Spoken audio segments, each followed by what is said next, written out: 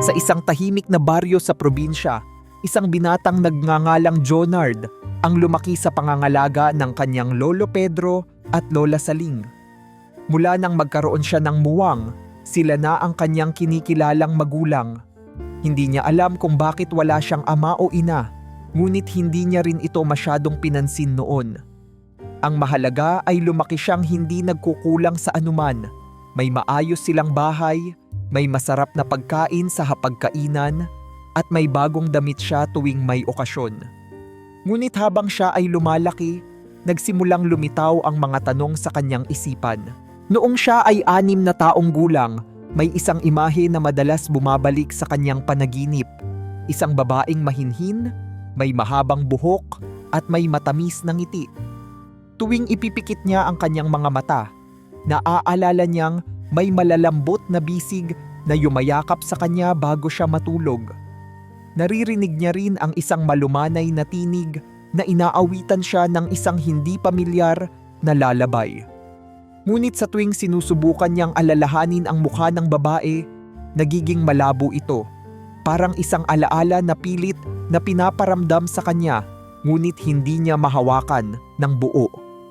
Isang gabi, hindi na siya nakatiis. Habang nag-aayos ng gamit ang kanyang lola sa lumang aparador, tinanong niya ito, "Lola, nasaan ang nanay ko?"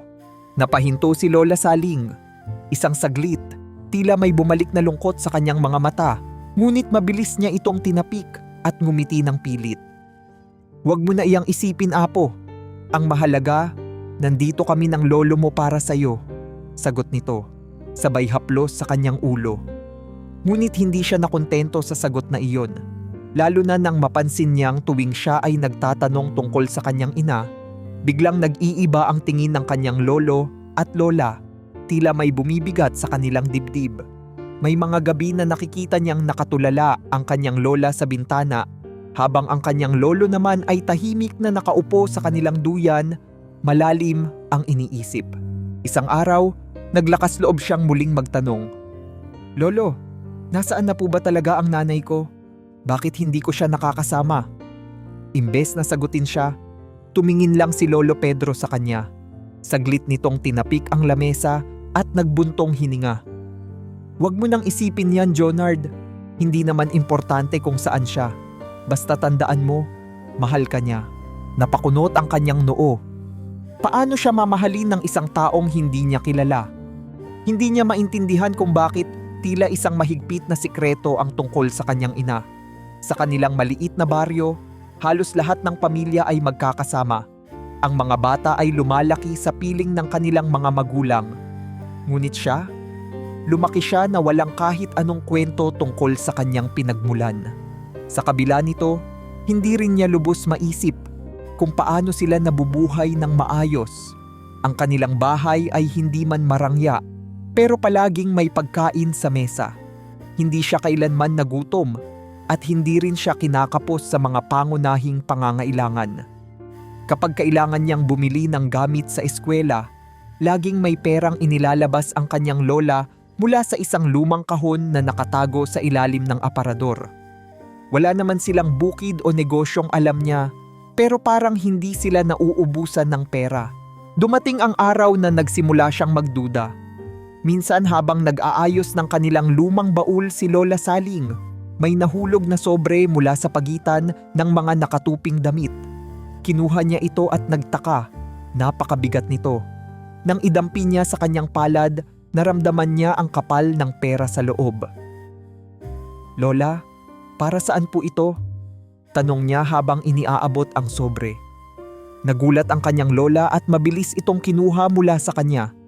Halatang nag-alala ito, ngunit pinilit niyang ngumiti. "Wala ito, Apo. Matagal na yan. Huwag ka nang mag-alala." Pero hindi siya makatulog ng gabing iyon. Habang nakahiga siya sa papag, tumitingin sa kisame, patuloy niyang iniisip. Saan nanggagaling ang perang yon? Bakit hindi kailanman sumasagot ang kanyang lolo at lola tungkol sa kanyang ina? At higit sa lahat, bakit may pakiramdam siyang may isang napakalaking sikreto na pilit nilang itinatago sa kanya? Maraming gabi ang lumipas na puno ng tanong sa kanyang isipan. Ngunit sa kabila ng lahat, nanatili siyang tahimik. Alam niyang may tamang panahon para malaman ang lahat. At hindi niya alam na ang panahon na iyon ay darating ng mas maaga kaysa sa inaakala niya. Sa kabila ng mga katanungang bumabagabag kay Jonard, hindi maitatangging masaya at maayos ang kanyang buhay sa probinsya. Lumaki siyang sanay sa simpleng pamumuhay. Gumigising ng maaga upang tumulong sa gawaing bukid, nag-aararo gamit ang kalabaw nilang si Bantay, at natutong manghuli ng isda sa ilog kasama ang kanyang matalik na kaibigang si Rico. Si Rico ay kababata ni Jonard at mula pa noong maliit pa sila, hindi na sila mapaghiwalay. Magkasama silang gumagala sa kagubatan, naghahanap ng prutas at minsan nanghuhuli ng maliliit na hayop gamit ang tirador. Pareho silang mahilig sa adventure. Kapag may bagong lugar na gustong tuklasin, palaging sila ang nangunguna. "Pare, balang araw aalis ako rito." Minsang biro ni Jonard habang nakaupo sila sa isang malaking bato sa tabi ng ilog. "Aba, saan ka naman pupunta?" Sagot ni Rico habang tinatanggal ang isang isdang nahuli sa lambat. "Hindi ko alam. Gusto ko lang makita ang mundo malayo sa baryo natin." Napahagalpak ng tawa si Rico. "Ikaw? Iiwan mo ang buhay na to? Hindi ka nga mabubuhay ng walang tinulugan na maayos." Napangiti si Jonard. Totoo namang hindi niya pa naranasan ang totoong hirap ng buhay. Sa kabila ng pagiging masipag sa gawaing bahay, hindi niya kailanman naranasang matulog sa gutom o mawalan ng tirahan. Pero sa loob niya, may pakiramdam siyang may kulang. Isang bahagi ng kanyang pagkatao na hindi niya mahanap sa simpleng pamumuhay sa probinsya. Ngunit kahit pa may mga tanong siyang nais sagutin, hindi niya ito masyadong inisip.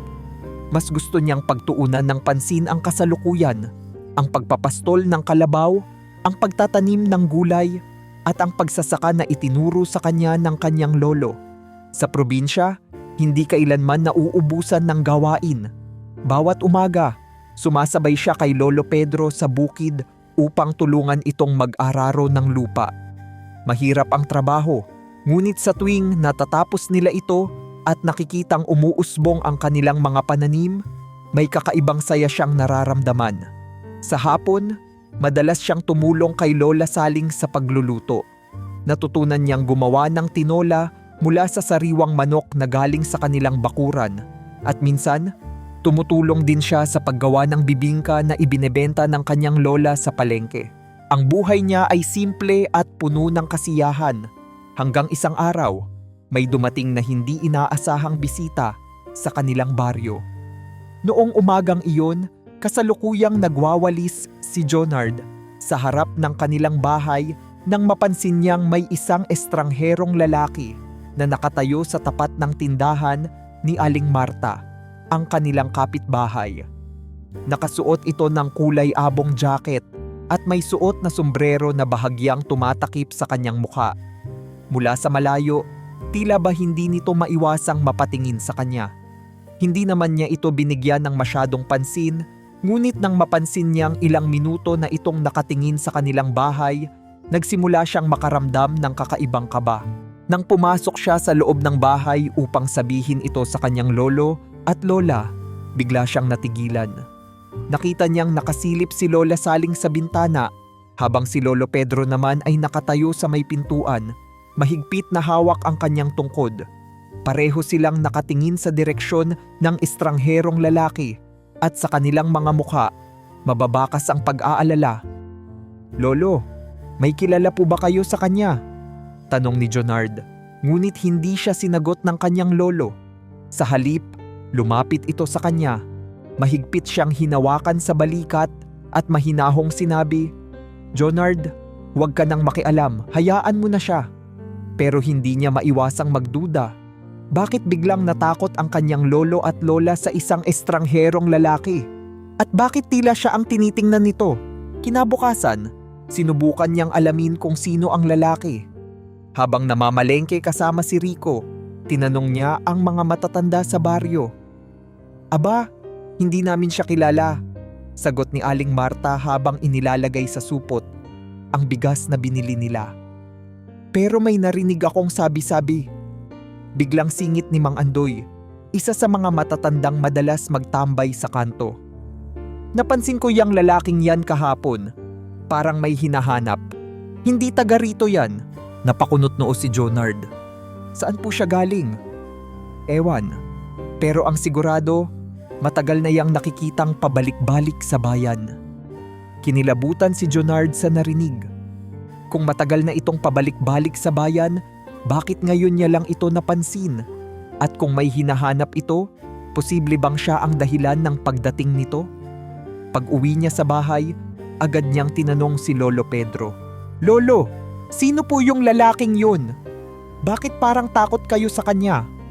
Napatingin ang kanyang lolo sa kanya, pero hindi ito agad sumagot. Ilang sandali bago ito nagbuntong hininga at nagsalita. Jonard, tandaan mo ito. May mga bagay sa mundong hindi mo kailangang alamin. Seryosong sabi nito. Pero lolo, huwag ka nang magtanong, Jonard. Mahina ngunit matigas ang tinig ni Lolo Pedro. Ang mahalaga, ligtas ka rito. Dito ka na lang sa baryo. Huwag mo nang balaking lumayo. May gustong sabihin pa si Jonard, ngunit nang makita niyang matigas ang paninindigan ng kanyang lolo, napilitan siyang tumahimik. Ngunit sa loob niya, hindi siya mapalagay. Kung talagang ligtas siya sa baryo, bakit mukhang takot na takot ang kanyang lolo at lola? At sino nga ba talaga ang lalaking iyon? Marami siyang tanong, pero alam niyang hindi niya makukuha ang sagot kung mananatili lamang siyang tahimik. At doon nagsimulang umusbong ang isang ideya sa kanyang isipan. Isang ideya na hindi niya alam ay magdadala sa kanya sa isang mundong puno ng panganib at mga lihim na hindi niya kailanman inakala. Mula nang dumating ang estrangherong lalaki sa kanilang baryo, hindi na muling bumalik ang katahimikan sa buhay ni Jonard. Lalo pang naging tahimik at balisa ang kanyang lolo at lola, tila may iniisip na mabigat. Tuwing tatanungin niya ang mga ito, palaging iisa ang sagot. Huwag ka nang magtanong, Jonard. Ngunit paano siya mananatiling tahimik kung ramdam niyang may nangyayaring hindi niya nauunawaan? Isang gabi, isang malakas na kalabog ang gumising kay Jonard mula sa kanyang mahimbing na pagkakatulog. May mga kaluskos sa labas kasabay ng mahihinang bulungan. Napabangon siya at agad na tumingin sa bintana. Sa ilalim ng liwanag ng buwan, naaninag niya ang tatlong lalaking may dalang baril, dahan-dahang lumalapit sa kanilang bahay. Nanlamig ang kanyang katawan. Lolo! Lola! Bulong niyang sigaw habang nyugyog ang kanyang lolo na natutulog sa papag. Agad na bumangon si Lolo Pedro at nang marinig ang mga yabag sa labas, nakita ni Jonard kung paano biglang nag-iba ang ekspresyon nito. Hindi takot, kundi isang malalim na pagkabahala. Biglang bumukas ang pinto. Sa isang iglap, sumalubong sa kanila ang tatlong armadong lalaki. May suot silang itim na jacket at kita sa mga mata nila ang kaseryosohan. Ang isa sa kanila, isang matandang lalaki na may pilat sa pisngi, ang lumapit kay Lolo Pedro. Asan ang listahan? Malamig ang tinig nito. Napakunot noo si Jonard. Anong listahan ang hinahanap nila? Walang imik si Lolo Pedro. Maging si Lola Saling ay mahigpit na hinawakan ang braso ni Jonard para bang pinipigilan siyang magsalita o gumalaw. Pedro, alam mong hindi ka makakatakas dito. Dagdag pa ng lalaki. Kung ayaw mong madamay ang batang ito, ibigay mo na. Kitang-kita ni Jonard ang pagpigil ng kanyang lolo sa galit. Nanginginig ang kamao nito pero hindi ito nagsalita. Wala akong listahan, sagot ng matanda. Sa isang iglap, isang malakas na kalabog ang pumuno sa kwarto. Sinuntok ng lalaking may pilat si Lolo Pedro, dahilan upang mapatumba ito. Lolo! Sigaw ni Jonard, ngunit agad siyang hinawakan ng isang lalaki at tinutukan ng baril. Huwag kang gagalaw, bata. Babala nito. Nanlilisik ang mata ni Lola Saling. Huwag niyo siyang sasaktan, mga walang hiya kayo. Napangisi ang lalaking may pilat. Wala kaming balak manakit. Gusto lang namin ang listahan. Kung hindi mo ibibigay, siguradong may masamang mangyayari sa inyo. Muling bumaling ang tingin ni Jonard sa kanyang lolo. Kitang-kita niya ang paghihirap nito sa desisyon. Hindi ito bumigay agad, pero sa huli, unti-unting inilabas ni Lolo Pedro ang isang lumang sobre mula sa ilalim ng kanilang aparador. "Eto na, kunin nyo na at umalis na kayo." Kinuha ng lalaki ang sobre at binuksan ito. Nasa loob nito ang isang bungkos ng pera at ilang dokumentong hindi maaninag ni Jonard. Nang makita ng lalaki ang laman, tumango ito at lumingon sa kanyang mga kasamahan. "Aalis na tayo." Sa loob lamang ng ilang segundo, naglaho ang tatlong lalaki kasabay ng pagbagsak ng malakas na ulan. Iniwan nilang magulo ang bahay, natumba ang isang lumang silya at nagkalat sa sahig ang ilang gamit. Tahimik si Jonard, pero ramdam niya ang matinding puot sa kanyang puso. Ano ang nasa loob ng sobre? Ano ang listahang sinasabi ng mga lalaking yon? At bakit nagkaroon ng ganitong gulo sa isang tahimik na baryo? Kinabukasan, naging mahigpit si Lolo Pedro. "Jonard, mula ngayon, hindi ka na pwedeng lumabas mag-isa." Matigas na sabi nito. "Bakit, Lolo? Sino ba sila? Anong hinahanap nila?" "Huwag mo nang alamin." Paulit-ulit na sagot ng kanyang lolo. Hindi na siya pinayagan pang pumunta sa ilog kasama si Rico. Kahit ang simpleng pagpunta sa bayan ay kailangang may kasama siya. Pakiramdam ni Jonard, parang ikinulong siya sa sarili niyang tahanan at hindi niya ito matanggap. Hindi niya maintindihan kung bakit tila may napakalaking bagay na hindi sinasabi sa kanya. At sa kabila ng kanyang pagiging masunurin noon, doon nagsimulang bumuo ng desisyon si Jonard. 2 linggo matapos ang insidente, maaga siyang nagising. Sa labas ng bahay, naririnig niya ang tahimik na pagpatak ng ulan sa bubong. Alam niyang tulog pa ang kanyang lolo at lola. Sa tabi ng kanyang higaan, nakaayos na ang isang maliit na bag. May laman itong ilang piraso ng damit, ang natitira niyang ipon at kaunting pagkain. Matagal niya itong pinag-isipan. Hindi niya gustong suwayin ang kanyang lolo at lola, pero hindi rin niya kayang manatili sa baryo nang hindi nalalaman ang buong katotohanan. Gusto niyang malaman kung sino siya. Gusto niyang malaman kung sino ang kanyang ina. At higit sa lahat, gusto niyang patunayan na kaya niyang tumayo sa sariling paa. Kaya, habang tahimik pa ang paligid, marahan niyang binuksan ang pinto at lumabas ng bahay. Nilingon niya ang maliit na kubo na naging tahanan niya sa loob ng 18 taon. Huminga siya ng malalim at sa isang iglap, naglakad siya palayo. Hindi alam na ang mundong patutunguhan niya ay mas malupit kaysa sa inaakala niya. Pagdating ni Jonard sa Maynila, agad niyang naramdaman ang bigat ng kanyang desisyon. Malayo ito sa tahimik at payapang baryo na kanyang iniwan. Dito, walang malalawak na bukirin o mga ilog na pwedeng pagliguan. Ang paligid ay puno ng mga gusali, mga sasakyang nagmamadali sa kalsada, at mga taong tila hindi na tumitigil sa paggalaw. Sa bawat kanto, may nagmamadali, may nag-aaway, may pulubi, at may mga batang kalye na parang sanay na sa matigas na buhay. Sa unang araw niya sa lungsod, hindi niya alam kung saan siya pupunta. Hindi niya rin alam kung saan siya matutulog. Lahat ng naisip niyang plano bago siya umalis sa probinsya ay nawala sa isip niya nang harapin niya ang katotohanan. Wala siyang kakilala dito, wala siyang mapupuntahan, at higit sa lahat, wala siyang sapat na pera para mabuhay ng matagal. Sa unang gabi niya, napilitan siyang magpalipas ng oras sa isang waiting shed. Kailangan niyang maging matibay. Kailangang patunayan niya sa sarili na kaya niyang mabuhay nang hindi umaasa sa kanyang lolo at lola. Pero habang tumatagal, mas lalong sumisiksik sa isip niya ang realidad. Hindi madali ang mabuhay sa Maynila.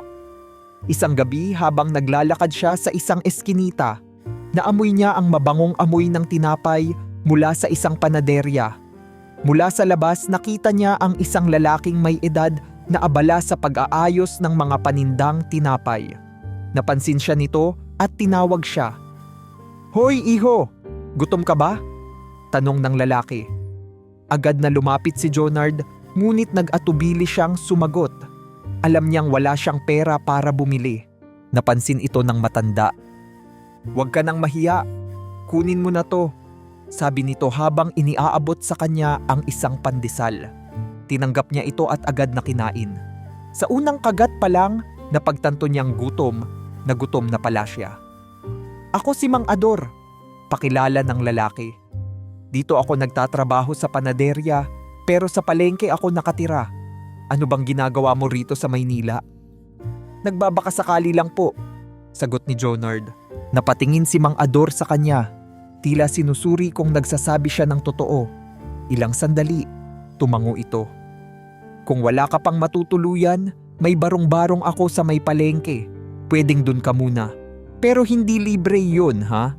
May trabaho ka rin bilang kargador sa palengke." Wala nang ibang pagpipilian si Jonard.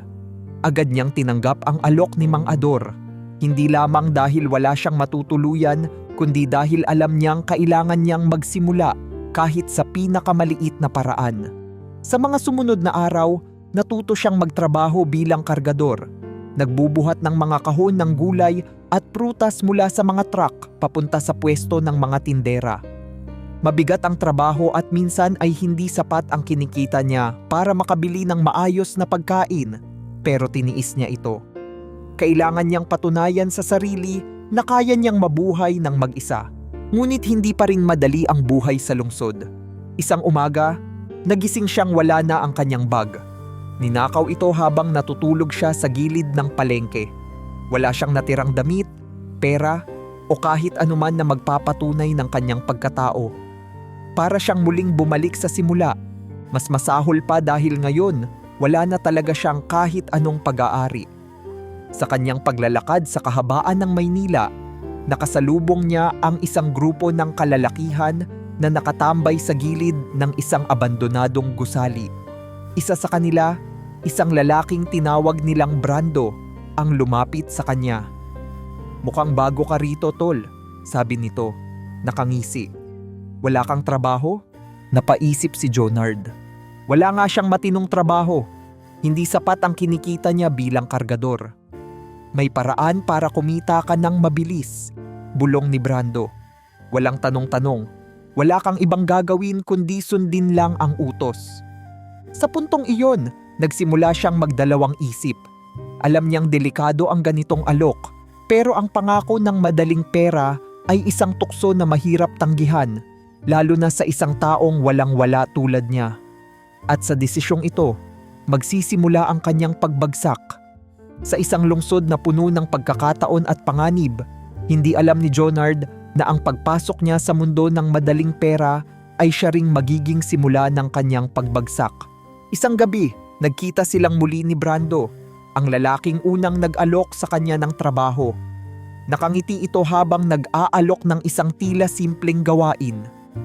"Madali lang to, tol," ani Brando habang inaabot kay Jonard ang isang maliit na pakete na nakabalot sa brown na papel. "Dadalhin mo lang to sa kanto ng avenida. May tao roon na kukuha. Kapag naibigay mo, babalik ka rito at bibigyan kita ng bayad." Walang tanong-tanong, tinanggap ni Jonard ang trabaho. Wala siyang ideya kung ano ang laman ng package. Ang mahalaga, may pera siyang kikitain.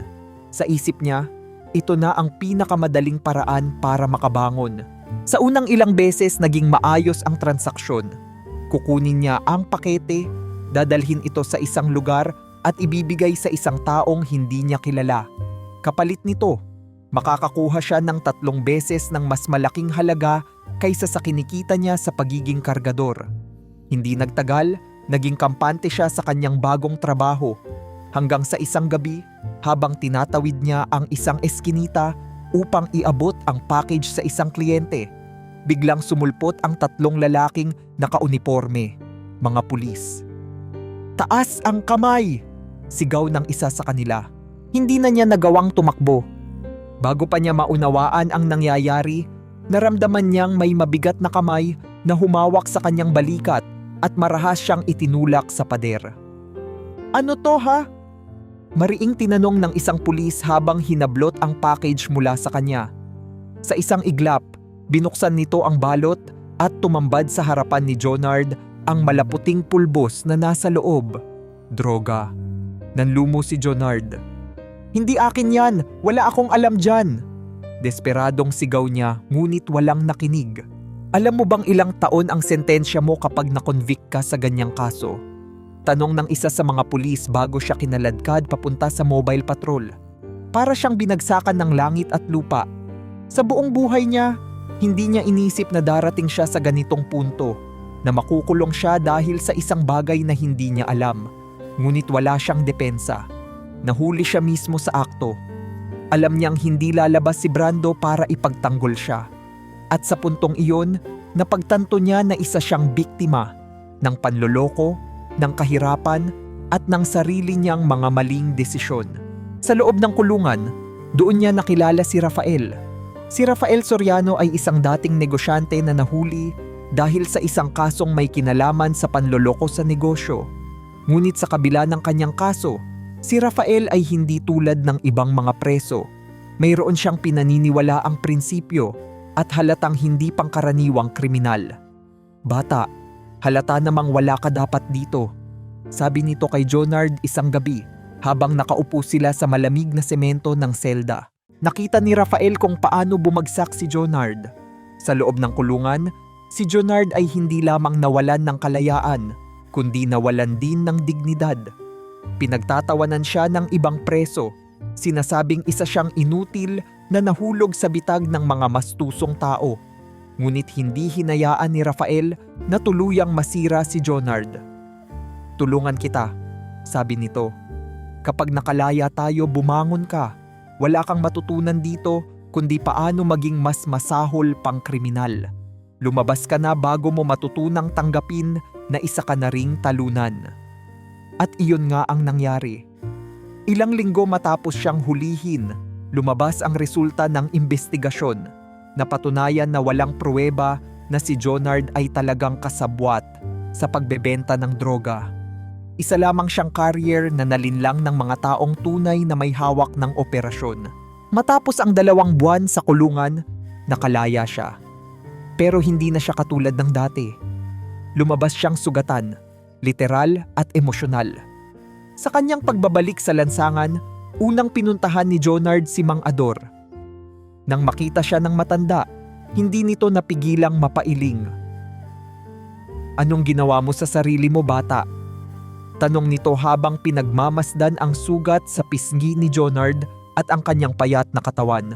Hindi na sumagot si Jonard. Napailing si Mang Ador. Anong sinabi ko sa'yo? Dito sa Maynila, hindi ka dapat basta-basta magpapalin lang.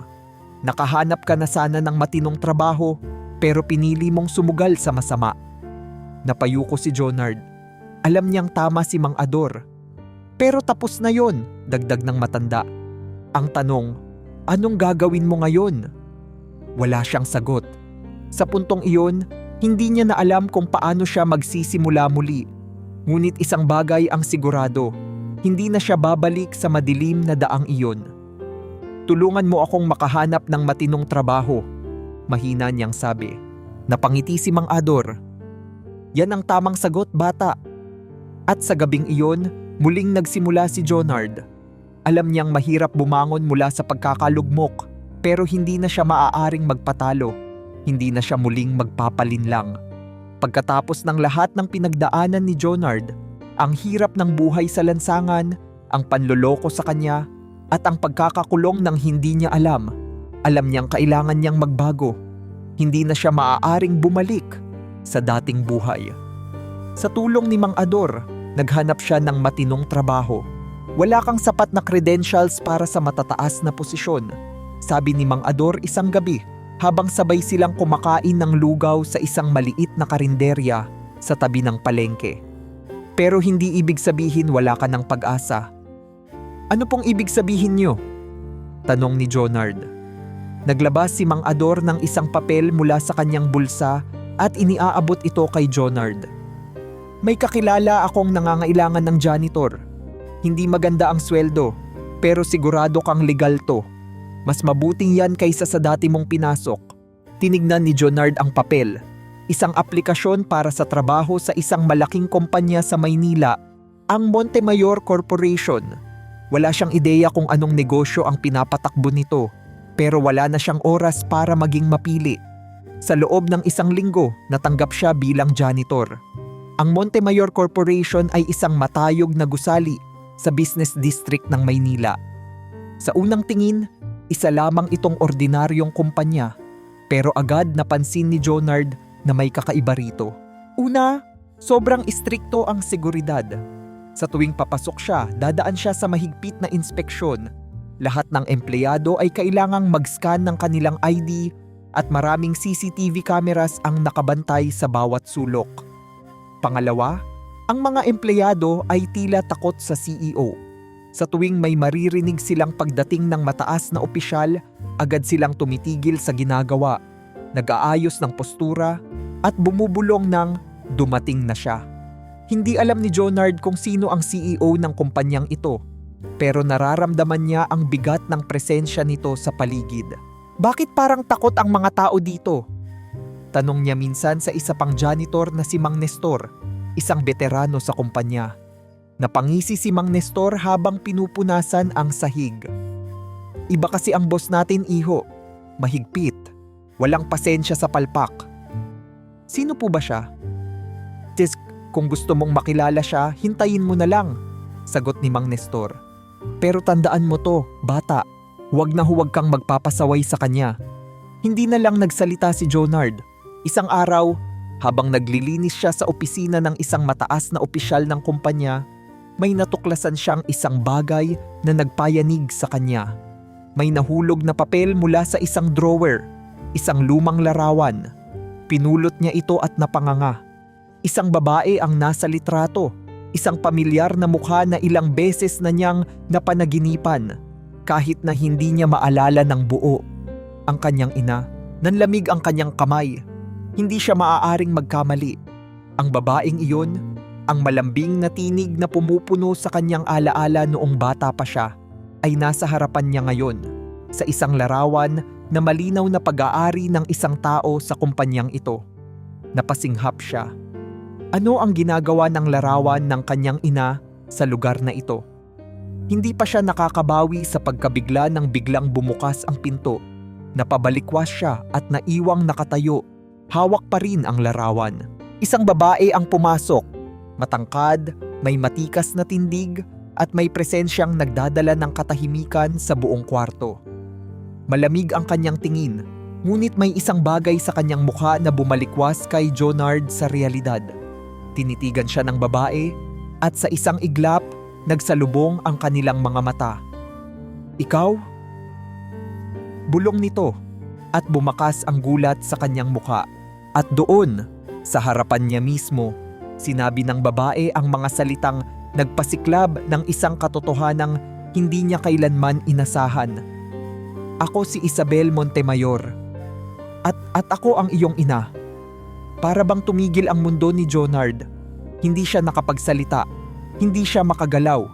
Sa loob ng maraming taon, hinanap niya ang sagot sa tanong na pilit iniiwasan ng kanyang lolo at lola. At ngayong nahanap na niya ito, hindi niya alam kung paano haharapin ang katotohanan. Para bang tumigil ang mundo ni Jonard sa sandaling marinig niya ang mga salitang iyon mula kay Isabel Montemayor. Ako ang iyong ina. Sa loob ng maraming taon, tinanggap na niyang hindi na niya malalaman ang katotohanan tungkol sa kanyang ina. Isang pangarap na lamang ito, isang parte ng kanyang pagkatao na kailanman ay hindi niya inakalang mabubuo. Ngunit ngayon, narito siya, hindi isang alaala o panaginip, kundi isang buhay na tao na nakatayo mismo sa kanyang harapan. Napalunok si Jonard.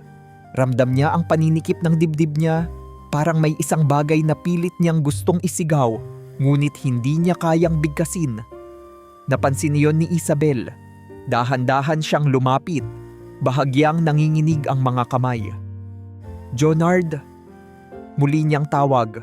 Ang kanyang tinig ay puno ng emosyon. Alam kong hindi mo ito inaasahan. Alam kong galit ka. Pero hayaan mong ipaliwanag ko. Hindi sumagot si Jonard. Hindi niya alam kung ano ang dapat niyang maramdaman. Galit ba? Lungkot? Pagkalito? Huminga ng malalim si Isabel bago nagpatuloy. Matagal na kitang sinusubaybayan, anya. Mula nang iwan kita sa pangangalaga ng iyong lolo at lola, hindi ako kailanman tumigil sa pagsisigurong ligtas ka. Alam kong lumaki kang maraming tanong, pero ginawa ko iyon para sa iyong kapakanan. Napakunot noo si Jonard. Para sa aking kapakanan? May pait sa kanyang tinig. Iniwan mo ako at ngayon sinasabi mong ginawa mo yon para sa akin? Ramdam niya ang sakit sa bawat salitang sinasambit niya. Para sa kanya, isa lang ang totoo. Iniwan siya ng kanyang sariling ina. Walang paliwanag na makakabura sa mga taon ng kawalan, sa mga gabing nagtataka siya kung bakit wala siyang magulang, kung bakit walang sagot ang kanyang lolo at lola sa mga tanong niya. Napayuko si Isabel.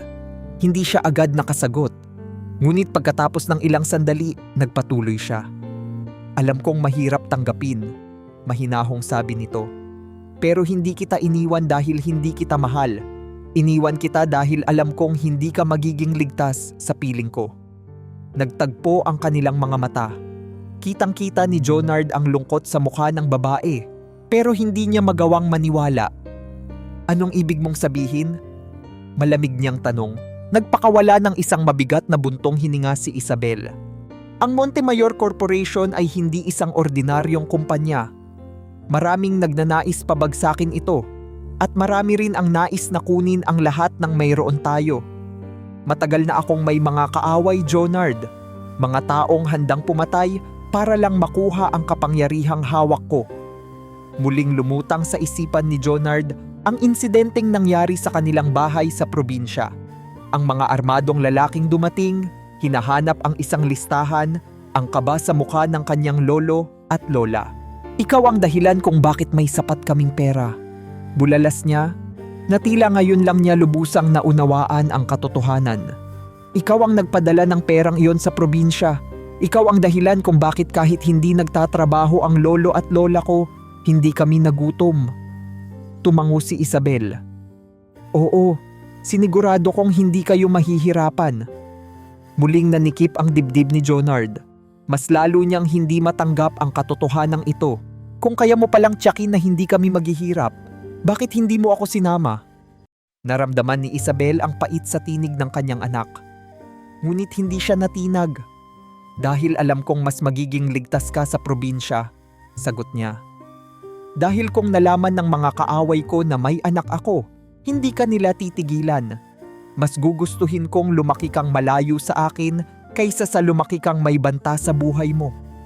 Nanatiling tahimik si Jonard. Parang hindi niya matanggap ang paliwanag na yon. Kung talagang mahal mo ako, dapat hindi mo ako iniwan, mahina niyang sabi. Walang nagawa si Isabel kundi ang mapayuko. Mabigat ang katahimikan sa pagitan nila. Sa bawat segundo, mas lalong lumalalim ang galit na namuo sa puso ni Jonard.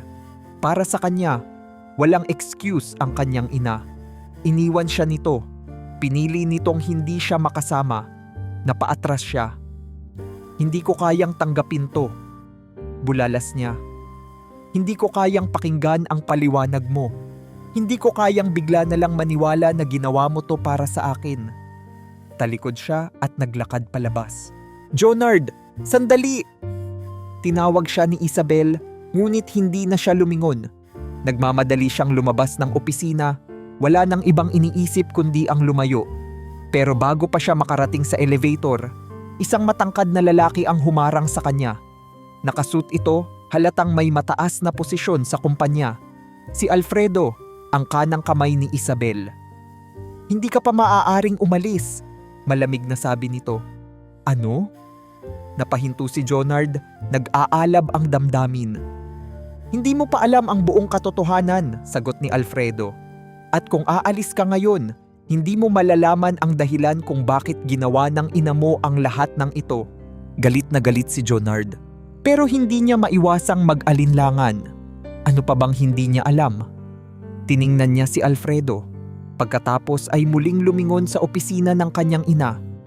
At doon, sa sandaling iyon, napagtanto niya na kahit ayaw niyang marinig pa ang anumang paliwanag ni Isabel, hindi siya maaaring umalis nang hindi nalalaman ang buong katotohanan.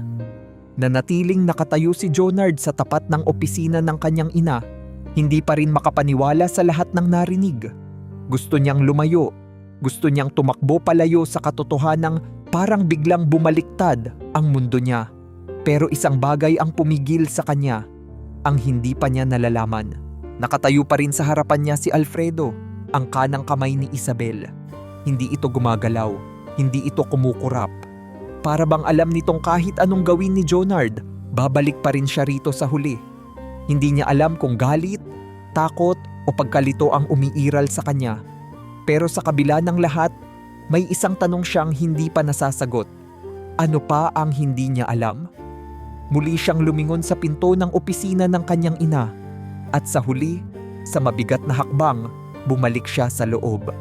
Nakatayo pa rin si Isabel Montemayor sa tabi ng kanyang mesa, nakayuko, para bang naghahanda sa isang pag-uusap na matagal na niyang iniiwasan.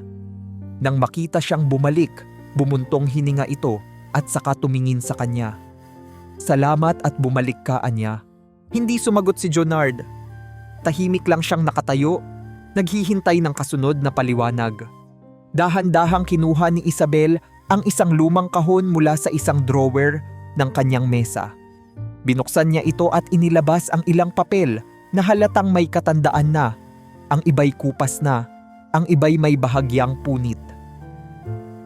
Ito ang hindi mo pa alam, sabi ni Isabel habang inaabot sa kanya ang isang dokumento. Kinuha ito ni Jonard at binasa.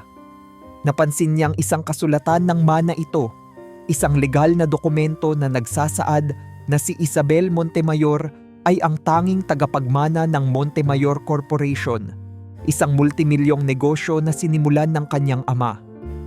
Ano to? Tanong niya, halos pabulong. Ang dahilan kung bakit nangyari ang lahat, sagot ni Isabel. Ang negosyo ng pamilya natin, ang yaman at kapangyarihan na gusto nilang agawin mula sa akin. Itinuro ni Isabel ang isang pangalan sa dokumento, ang pangalan ng ama niya. Nang mamatay ang ama ko, iniwan niya sa akin ang lahat ng ito. Ang kumpanya, ang ari-arian, ang responsibilidad na hindi ko kailanman hinangad. Pero may mga taong hindi matanggap yon. Napakunot noo si Jonard. Sino? Napakapit si Isabel sa mesa. Halatang bumibigat ang loob niya sa pagbabalik ng alaala. Ang mga lalaking umatake sa inyo noon sa probinsya, sagot niya. Sila ang mga dating kasosyo ng aking ama. Akala nila, dahil babae lang ako, madali nilang makukuha ang kumpanya. Pero hindi ako pumayag. Labanan ito ng impluwensya, ng negosyo, ng pera. Hindi nila matanggap na napunta sa akin ang Montemayor Corporation. At ang mas malala, hindi nila matanggap na ikaw ang tagapagmana ko.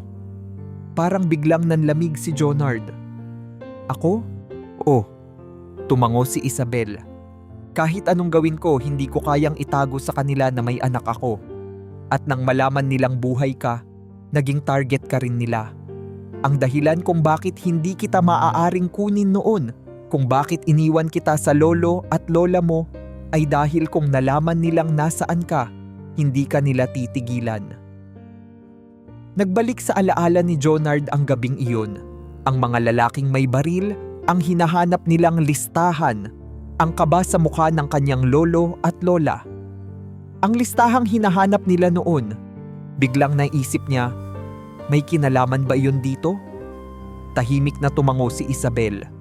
Oo, ang listahang iyon ay isang record ng mga ilegal na transaksyon na ginawa ng mga dating kasosyo ng ama ko. Kung nailabas iyon, tuluyan silang mawawasak. Kaya ginawa nila ang lahat para makuha iyon. Nanikip ang dibdib ni Jonard. Ibig sabihin, buong buhay niya, nakatali siya sa isang mundo na hindi niya alam. Hindi niya kailanman hinangad ang kayamanan. Hindi niya kailanman gustong maging parte ng anuman sa mga problemang ito. Pero napilitan siyang maging bahagi nito dahil lang sa dugo na dumadaloy sa kanyang ugat. Napaisip siya sa estrangherong nakita niya noon sa probinsya. Ang lalaking nakita ko noon, ang nakamasid sa bahay namin sa baryo. Isa sa mga tauhan ko, sagot ni Isabel. Sinusubukan ka lang niyang bantayan. Hindi ko kayang protektahan ka sa malapitan, kaya nagpadala ako ng tao. Hindi ko akalaing mauunahan nila ako. Lalong lumalim ang panlalamig sa loob ni Jonard. Hindi niya alam kung ano ang mararamdaman niya. Sa isang iglap, napalitan ng mas matinding pagkalito ang kanyang galit. Kung totoo ang sinasabi ni Isabel, kung talagang ginawa niya ito para protektahan siya, ibig sabihin ba noon, lahat ng galit na naramdaman niya ay para sa maling dahilan? Pero kahit ano pang ipaliwanag ng kanyang ina, may isang bagay na hindi pa rin niya matanggap. Hindi ko naman hinangad ang kayamanan. Mahinang bulong niya, tila mas para sa sarili niya kaysa kay Isabel. Hindi ko kailanman hiningi ang lahat ng to. Alam niyang totoo iyon. Kung may natutunan siya sa buhay niya, ito ay ang halaga ng simpleng pamumuhay. Lumaki siya sa probinsya, hindi naghahangad ng pera o kapangyarihan. Tanging ang makilala lang ang kanyang ina ang nais niya. Pero ngayong nalaman na niya ang katotohanan, biglang parang hindi niya na gustong malaman pa. Gusto niyang bumalik sa dati, sa panahong simple lang ang buhay niya. Pero alam niyang huli na ang lahat. At ang mas hindi niya alam, hindi pa dito nagtatapos ang sikreto ng kanyang pagkatao. Dahil sa kabila ng lahat, may isa pang bagay na hindi pa sinasabi ni Isabel sa kanya. Isang lihim na babago sa pananaw niya hindi lang sa kanyang ina, kundi pati na rin sa kanyang sarili. At ang sikreto na iyon ay may kinalaman sa tunay niyang ama. Makalipas ang ilang araw matapos matanggap ni Jonard ang katotohanan tungkol sa kanyang ina, pakiramdam niya ay isa siyang estranghero sa sarili niyang buhay. Parang hindi na siya ang parehong binatang lumaking simple sa probinsya. Lahat ng alam niya tungkol sa sarili niya ay biglang nagbago. Hindi siya isang ordinaryong tao, isa siyang Montemayor, ang tagapagmana ng isang imperyo na hindi niya kailanman hinangad. At sa kabila ng lahat ng nalaman niya, isang bagay ang hindi pa rin niya matanggap. Bakit hindi kailanman binanggit ng kanyang ina ang tungkol sa kanyang ama? Alam niya ang pamilya ng kanyang ina, ang yaman at negosyo ng Montemayor, at ang mga kaaway na gustong agawin ang lahat mula sa kanila. Pero kailanman ay hindi nabanggit ni Isabel kung sino ang kanyang ama. At hindi niya inakalang ang kasagutan sa tanong na iyon ay darating sa isang gabing hindi niya inaasahan. Hating gabi na noon nang mapagdesisyonan ni Jonard na lumabas ng opisina upang magpahangin. Hindi niya alam kung saan siya pupunta, basta gusto niyang makalayo sa lahat ng gulo kahit saglit lang. Naglakad siya sa isang madilim na eskinita sa likod ng gusali ng Montemayor Corporation, sinusubukang i-clear ang kanyang isip. Ngunit sa isang sulok ng eskinita, may isang lalaking may peklat sa mukha ang nakatayo. Animoy kanina pa siya hinihintay. "Jonard!" Malamig ang boses nito. Napahinto siya. Hindi niya kilala ang lalaki, pero may kung anong kaba ang gumapang sa kanyang katawan. "Sino ka?" tanong niya. Tinutuklas kung bakit alam nito ang pangalan niya. Ang lalaki ay dahan-dahang lumapit, at nang lumapit ito sa ilalim ng ilaw ng poste, mas lalong lumutang ang matalim nitong mga mata at ang malalim na peklat na tumatakbo mula sa kanyang kaliwang pisngi pababa sa kanyang panga. "Ako si Fernando," sagot nito. "At ako ang tunay mong ama." Parang biglang umikot ang mundo ni Jonard. Totoo ba ang sinasabi ng lalaking ito? Napaatras siya, hindi makapaniwala. Hindi totoo yan. Ngunit ngumiti lamang si Fernando. Tila ba alam niyang magiging ganoon ang reaksyon ni Jonard. "Alam kong hindi mo ako basta paniniwalaan, pero ito ang katotohanan. Matagal na akong itinakwil ng nanay mo, pero hindi ibig sabihin na hindi ako naging bahagi ng buhay mo." Nanuyo ang lalamunan ni Jonard. Kung totoo yang sinasabi mo, bakit hindi ka kailanman binanggit ni Isabel? Tumingin si Fernando sa kanya ng matalim. Dahil ayaw niyang malaman mo ang totoo. Gusto niyang lumaki kang malayo sa akin. Dahil para sa kanya, masama akong tao. At totoo ba yon? Hamon ni Jonard, ramdam ang pag-aalab ng damdamin. Sandaling tumahimik si Fernando bago ngumiti ng mapait. "Siguro, depende sa kung sino ang tatanungin mo. Lumapit pa ito kay Jonard. Pinagmamasdan siya na parang sinusuri ang bawat parte ng kanyang muka. Pero hindi naman yon ang mahalaga, hindi ba? Ang mahalaga ay nandito na ako. Matagal na akong nanood mula sa malayo at ngayong alam mo na ang tungkol sa iyong ina, panahon na rin para malaman mo ang tungkol sa akin. Hindi alam ni Jonard kung anong mararamdaman. Buong buhay niya, hinanap niya ang kanyang ina, hindi kailanman inisip kung sino ang kanyang ama. Pero ngayong narito na ito, may isang pakiramdam na hindi niya maipaliwanag. Isang bagay na nagsasabing hindi siya dapat basta-basta magtiwala. Kung talagang totoo ang sinasabi mo, bakit mo ako hinahanap ngayon? Tanong niya, puno ng pagdududa. Nagbuntong hininga si Fernando. Simple lang, gusto kong makuha ang dapat ay para sa akin. Napakunot noo si Jonard. Anong ibig mong sabihin? Ang bahagi mo sa Montemayor Corporation, sagot ni Fernando. Alam kong isa kang Montemayor ngayon, alam kong tagapagmana ka. At bilang ama mo, may karapatan ako sa lahat ng iyon. Naniga si Jonard. Iyon pala ang totoo. Hindi siya hinahanap ni Fernando para makilala siya bilang anak. Hinahanap siya nito para sa pera. Nagngalit ang panga niya. Hindi mo ako hinahanap bilang anak mo. Hinahanap mo lang ako dahil gusto mong may mapala. Napangiti si Fernando, ngunit hindi ito isang masayang ngiti. Isa itong mapanganib na ngiti. Sa tingin mo ba ibang-iba ang ina mo sa akin? Akala mo ba hindi rin siya ginawa ang lahat ng ito para sa pera? Nagpantig ang tenga ni Jonard. Hindi mo siya kilala. Hindi? Tumawa si Fernando ngunit may halong pang-aasar ang kanyang boses. O ikaw lang ang hindi nakakakilala sa kanya? Akala mo ba ginawa niyang lahat ng ito para protektahan ka? O baka ginawa niya ito para protektahan ang yaman niya? Ramdam ni Jonard ang pagkulo ng dugo niya. Alam niyang may kasamaan sa lalaking ito, pero hindi niya rin maiwasang pagdudahan ang ilan sa mga sinabi nito. Ano nga ba ang totoo? Sino ang dapat niyang paniwalaan? Narinig niyang may paparating na sasakyan sa di kalayuan at sa isang iglap, tumingin si Fernando sa kanya na parang nagmamadali. Mag-isip ka, Jonard, bulong nito. Hindi mo alam ang buong istorya. Huwag mong hayaang gamitin ka ni Isabel. Sa huli, pareho lang kami. Lahat ng ito ay tungkol sa kapangyarihan. At bago pa nakasagot si Jonard, mabilis na lumakad si Fernando papalayo na parang hindi ito kailanman naroon. Naiwan si Jonard, nag-iisa sa madilim na eskinita habang paulit-ulit na bumabalik sa isip niya ang mga sinabi ng lalaking yon. Buong buhay niya, hinanap niya ang sagot tungkol sa kanyang ina.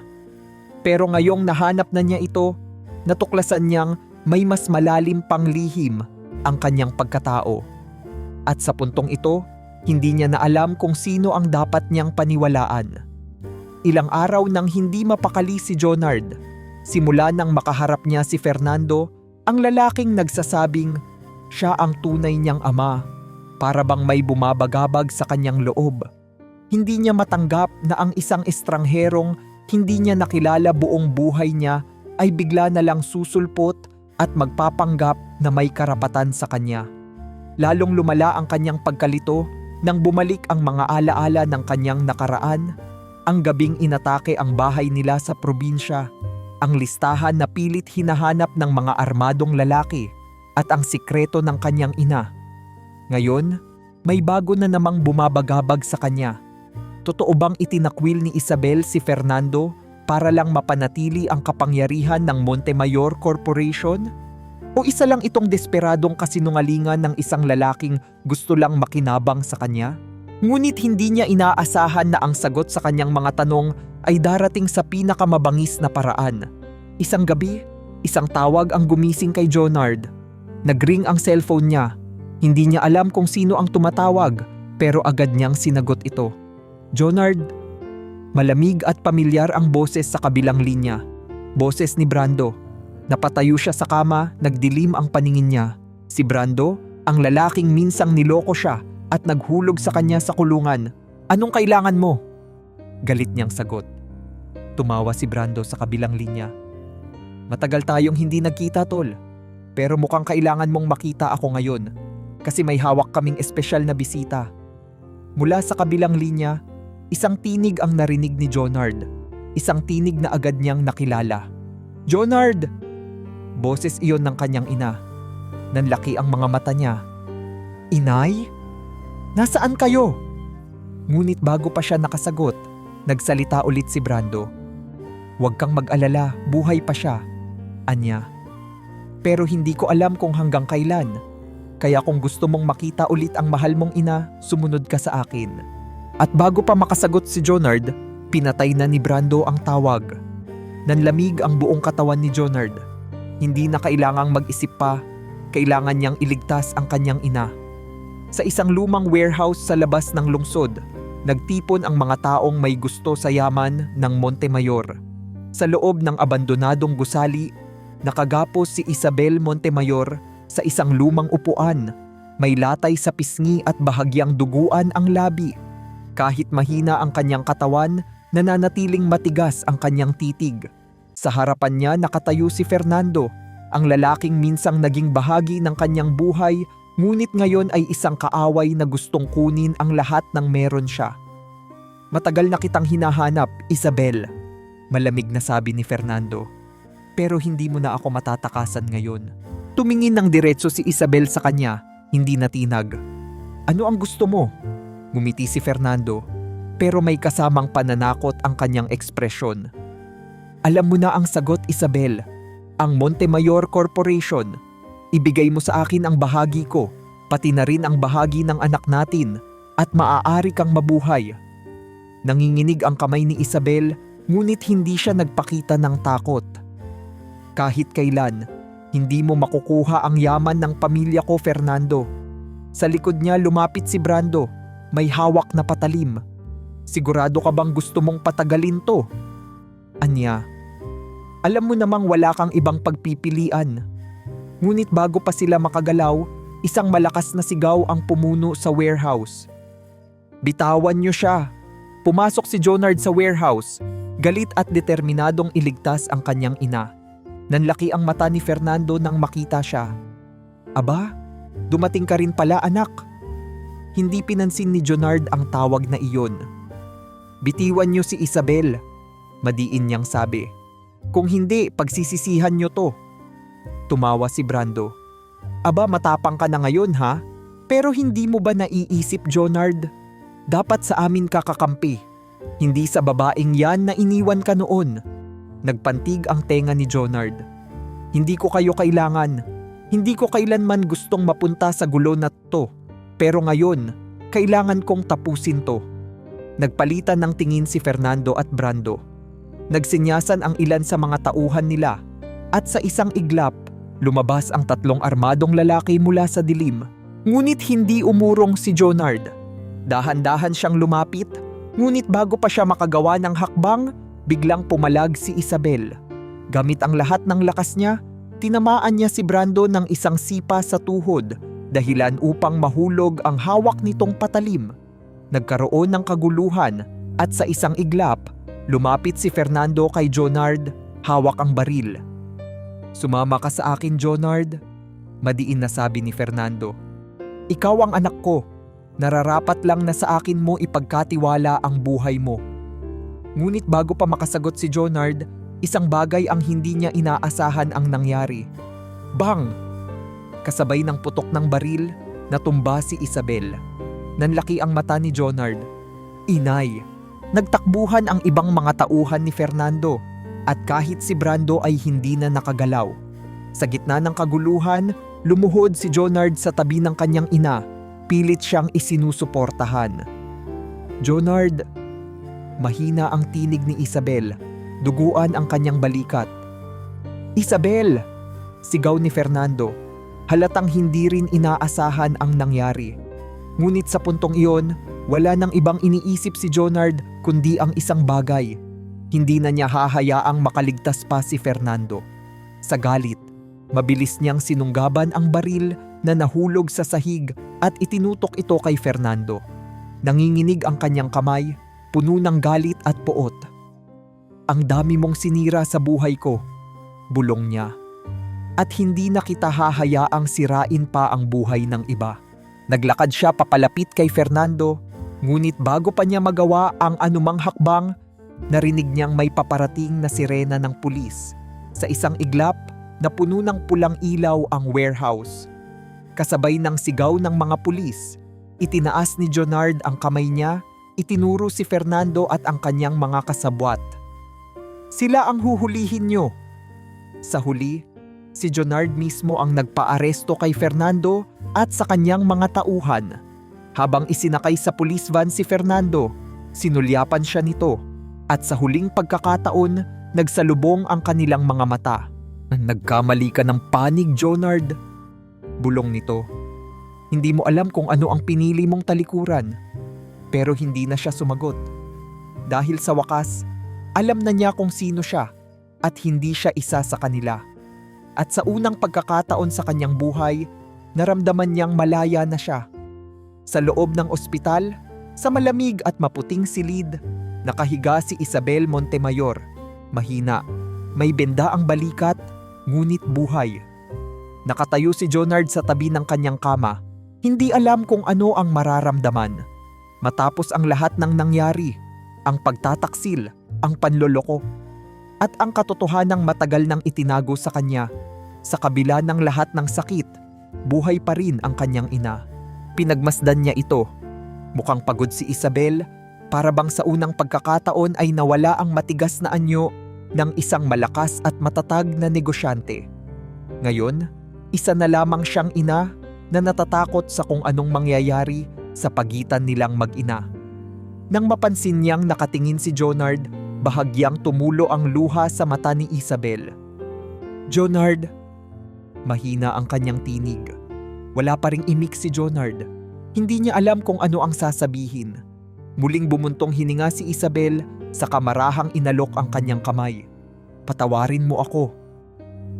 Sa unang pagkakataon, narinig niyang humingi ng tawad ang isang taong buong buhay niyang hinanap.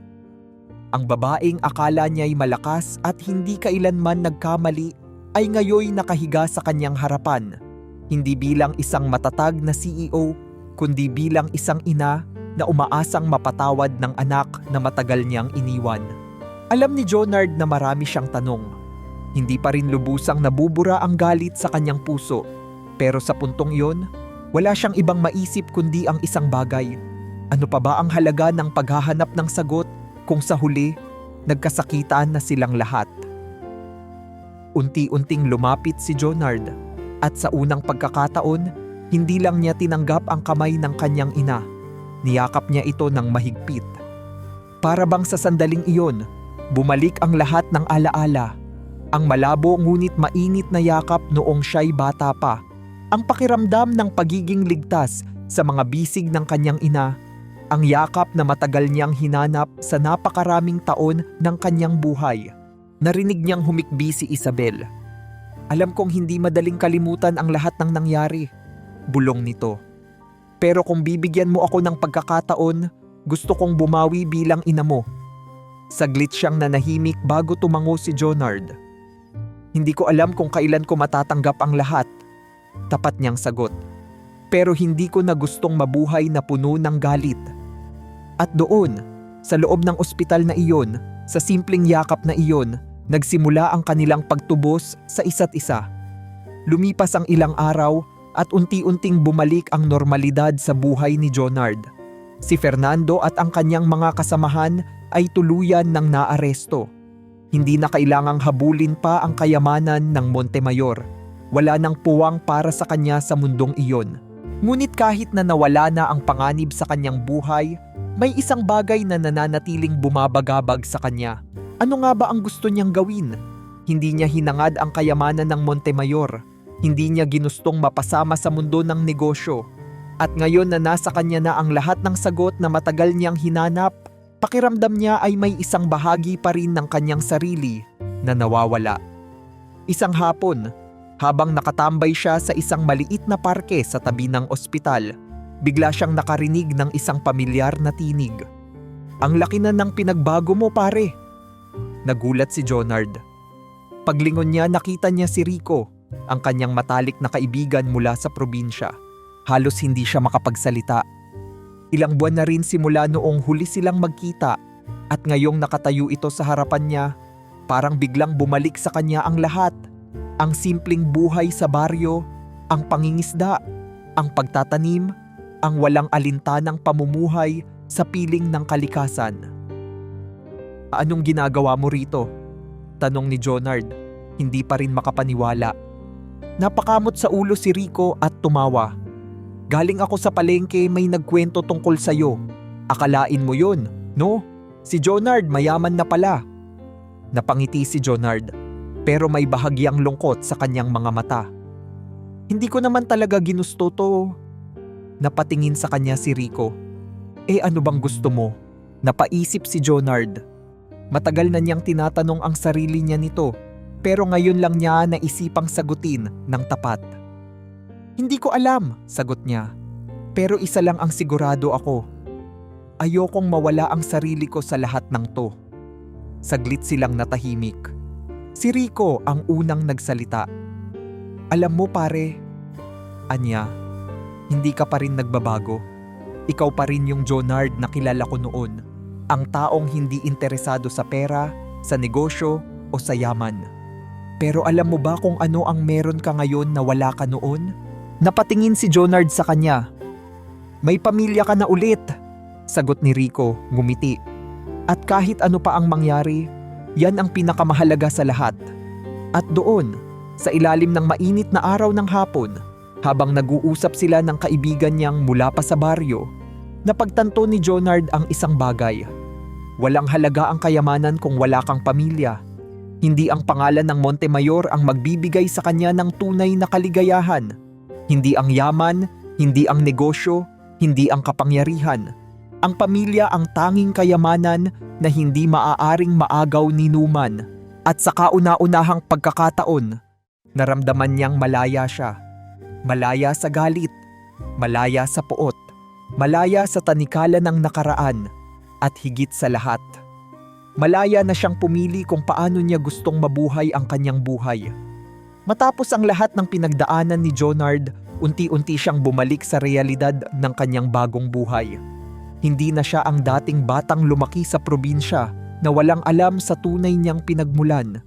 Hindi na rin siya ang binatang walang direksyon na minsang nalugmok sa maling desisyon. Ngayon isa na siyang Montemayor, pero hindi dahil sa apelyido, kundi dahil pinili niyang maging isa. Marami siyang pagpipilian. Maaari niyang talikuran ang lahat ng may kinalaman sa kanyang pamilya. Maaari siyang bumalik sa probinsya at mabuhay ng tahimik. Maaari niyang gamitin ang yaman ng Montemayor upang makuha ang lahat ng nais niya. Pero sa huli, isa lang ang naging desisyon niya. Pinili niyang manatili sa kumpanya, hindi para sa pera, kundi para matuto. Hindi siya naging bigla ang tagapagmana ng negosyo. Hindi rin siya humingi ng posisyon sa pamunuan ng Montemayor Corporation. Sa halip, sinimulan niya sa pinakamababa. Mula sa pagiging simpleng empleyado, pinag-aralan niya ang takbo ng negosyo, ang sistema, at ang tunay na dahilan kung bakit napakaraming tao ang nagnanais makuha ito. Kahit may karapatan siyang umupo sa pinakamataas na posisyon, hindi niya ito ginusto. Gusto niyang pagsikapan ang sarili niyang tagumpay. Habang nag-aaral at nagtatrabaho sa loob ng kumpanya, mas naging malapit siya kay Isabel.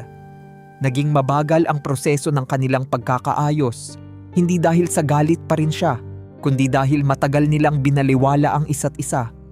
Pero unti-unti nilang binuo ang kanilang relasyon, hindi bilang CEO at tagapagmana, kundi bilang ina at anak. May mga gabi na nag-uusap sila ng masinsinan, hindi tungkol sa negosyo, kundi tungkol sa mga panahong hindi sila magkasama. Ikinuwento ni Isabel kung paano siya lihim na nagpapadala ng pera sa probinsya, kung paano niya ginamit ang kanyang impluwensya upang siguraduhin ang kaligtasan ni Jonard, at kung paano siya palaging nagdadasal na isang araw, magkita silang muli. Sa kabila ng lahat, pinatawad ni Jonard ang kanyang ina. Hindi dahil sa madali itong gawin, kundi dahil alam niyang ang pagpapatawad ang tanging paraan upang makalaya sa bigat ng nakaraan. Ngunit hindi lamang ang negosyo ang kanyang inatupag. Sa kanyang puso, Hindi niya kailanman nakalimutan ang kanyang tunay na tahanan, ang baryo kung saan siya lumaki. Gamit ang bahagi ng yaman ng Montemayor, bumalik siya sa probinsya upang tumulong. Nagpatayo siya ng isang maliit na paaralan para sa mga batang hindi kayang mag-aral sa lungsod. Tinulungan niya ang mga magsasaka sa kanilang baryo upang magkaroon ng mas maayos na kagamitan sa pagsasaka. Sinigurado niyang hindi kailanman mawawala ang simple at mapayapang pamumuhay na minsang naging bahagi ng kanyang pagkatao. Sa pagbabalik niya, muli niyang nakita si Rico na tuwang-tuwa sa kanyang ginawa. "Aba, hindi mo na talaga kami kinalimutan, ano?" Biro ni Rico habang nakaupo sila sa tabi ng ilog. Ngumiti si Jonard. "Bakit ko kayo kakalimutan? Dito ako lumaki. Dito ako natuto." Napangiti si Rico. "At dito mo rin na-realize na mas masarap ang buhay kapag may pamilya kang kasama, hindi ba?" Napahagik-hik si Jonard. Totoo iyon. Ngunit hindi pa tapos ang lahat. Sa loob ng ilang buwan, sinigurado ni Jonard na wala nang natitirang banta mula sa mga sindikatong may kaugnayan kay Fernando. Sa tulong ng kanyang mga natutunan sa loob ng Montemayor Corporation, ginamit niya ang kanyang impluwensya upang pabagsakin ang natitirang mga kasabwat ng kanyang dating ama. Hindi na niya hahayaan na may iba pang buhay na masira dahil sa kasakiman ng mga ito. Sa huli, nagtagumpay siya. Ang mga natitirang sangkot sa ilegal na operasyon ay nahuli at tuluyang naglaho ang anino ni Fernando sa kanilang buhay. Matapos ang lahat ng gulo, sa wakas, tuluyan nang natapos ang madilim na kabanata ng kanyang buhay. Isang araw, bumalik siya sa puntod ng kanyang lolo at lola. Nakatayo siya sa harapan ng kanilang puntod, hawak ang isang simpleng bulaklak. Sa mahabang panahon, hindi niya lubusang naunawaan kung bakit hindi siya sinasagot ng kanyang lolo at lola noon tungkol sa kanyang ina. Pero ngayon, naintindihan na niya. Ginawa nila iyon para protektahan siya. Mabigat ang kanyang dibdib, ngunit puno rin ito ng pasasalamat. "Inay, Itay," mahinang bulong niya. "Maraming salamat sa lahat ng ginawa niyo para sa akin. Hindi ko na sana hinayaan na lumayo ako sa inyo noon, pero kung hindi dahil sa ginawa ko, hindi ko rin malalaman ang totoo." Napabuntong hininga siya at inilagay ang bulaklak sa ibabaw ng puntod. "Pangako, hindi ko kakalimutan kung saan ako nanggaling. Kahit kailan, hindi ako magpapatalo sa yaman o kapangyarihan. Hindi ko hahayaang mawala ang sarili ko." Saglit siyang nanatili roon, dinarama ang malamig na simoy ng hangin. At sa puntong iyon, nalaman niyang hindi na siya ang dating Jonard na nagtataka kung sino siya. Alam na niya ang sagot. Isa siyang Montemayor sa pangalan. Ngunit sa puso, isa pa rin siyang probinsyanong hindi kailanman nakakalimot sa kanyang pinagmulan. Lumipas ang ilang taon, at sa kabila ng lahat ng pinagdaanan ni Jonard, nanatili siyang matatag. Hindi na siya ang dating binatang walang direksyon sa buhay. Hindi na rin siya ang batang lumaking may katanungan sa kanyang pagkatao. Ngayon, isa na siyang tunay na Montemayor. Hindi dahil sa apelyido, kundi dahil pinili niyang maging isang taong may paninindigan. Sa kabila ng kanyang kahandaan na bumalik sa simpleng buhay, hindi rin niya itinakwil ang oportunidad na ibinigay sa kanya. Mula sa pagiging isang simpleng empleyado, natutunan niya ang likaw ng negosyo. Hindi niya ginamit ang kanyang pangalan upang umangat ng mabilis. Sa halip, pinagsikapan niyang patunayan ang sarili niya sa mundo ng negosyo sa sarili niyang paraan. At sa loob ng ilang taon, naging isang matagumpay na negosyante si Jonard. Ngunit sa kabila ng kanyang pag-asenso, hindi siya nagbago. Hindi siya naging sakim sa pera. Hindi niya ginamit ang kanyang yaman upang yumabang o ipagyabang ang kanyang tagumpay. Nanatili siyang mapagkumbaba. Sa kanyang tagumpay, hindi niya nakalimutan ang mga batang katulad niya noon. Mga batang lansangan na walang matitirhan, walang pamilyang masusuklian ng pagmamahal at walang tiyak na kinabukasan. Naalala niya ang sarili niya noong unang beses siyang dumating sa Maynila. Walang matutuluyan, walang makakain, walang kakilala. At dahil dito, nagpasya siyang bumuo ng isang foundation para sa mga batang lansangan. Montemayor Foundation. Isang organisasyong tumutulong sa mga batang walang tirahan upang mabigyan sila ng edukasyon at pagkakataong bumangon sa buhay. Nagpatayo siya ng isang tirahan para sa mga batang ulila at binigyan niya ng scholarship ang mga batang gustong makapag-aral. Ginamit niya ang kanyang yaman upang bigyan ng bagong pag-asa ang mga tulad niyang minsang nawalan ng direksyon. Naging personal para sa kanya ang layuning ito. Hindi lang ito isang proyekto para sa kanya. Ito ay isang pangako sa sarili niyang hindi niya hahayaang may ibang bata pang lumaki sa lansangan, nagugutom at walang masandalan. At habang lumalawak ang kanyang naabot, mas lalo niyang naramdaman ang tunay na kahulugan ng tagumpay. Hindi ito tungkol sa perang kinikita, kundi sa buhay na nababago. Sa kanyang personal na buhay, bumalik ang pamilya sa kanyang mundo. Mas naging malapit sila ni Isabel na sa kabila ng kanyang mahigpit na pamumuno sa Montemayor Corporation ay unti-unti nang natutong magbukas ng damdamin sa kanyang anak. Hindi na sila estranghero sa isa't isa. Ngayon, tunay na silang mag-ina. Si Rico, ang matalik niyang kaibigan mula sa probinsya, ay madalas pa rin siyang bisitahin. Sa tuwing may pagkakataon, umuuwi siya sa kanilang baryo upang magpahinga at madalas niyang dalhin ang kanyang ina upang ipakita rito ang mundong minsan niyang tinakasan. Dahil dito, naging mas buo ang pamilya niya, hindi dahil sa yaman, kundi dahil sa tunay na pagmamahal. Ang pamilyang minsang nawala sa kanya, ngayon ay muling bumalik. At sa huli, natagpuan niya ang kapayapaang matagal niyang hinanap. Isang gabi, habang nakaupo siya sa kanyang opisina, pinagmamasdan ang tanawin ng lungsod ng Maynila, napangiti siya. Matagal niyang hinanap ang kanyang sarili. Hinabol niya ang mga sagot sa kanyang pagkatao. Nagalit siya, nagtaka, naghirap, bumagsak. Ngunit sa huli, hindi ang yaman o kapangyarihan ang nagbigay sa kanya ng kasagutan. Ang tagumpay niya ay hindi nakasalalay sa pagiging isang Montemayor, kundi sa kung paano niya ginamit ang lahat ng natutunan niya upang baguhin ang sarili niyang buhay at ang buhay ng iba. Ito ang tunay na tagumpay. Isang buhay na hindi ginugol sa paghahanap ng sagot, kundi sa pagbibigay ng sagot sa ibang nangangailangan. At sa wakas alam na niya ang sagot sa tanong na matagal nang bumabagabag sa kanya. Sino siya? Siya si Jonard. At siya ay hindi makakalimot kung saan siya nagmula.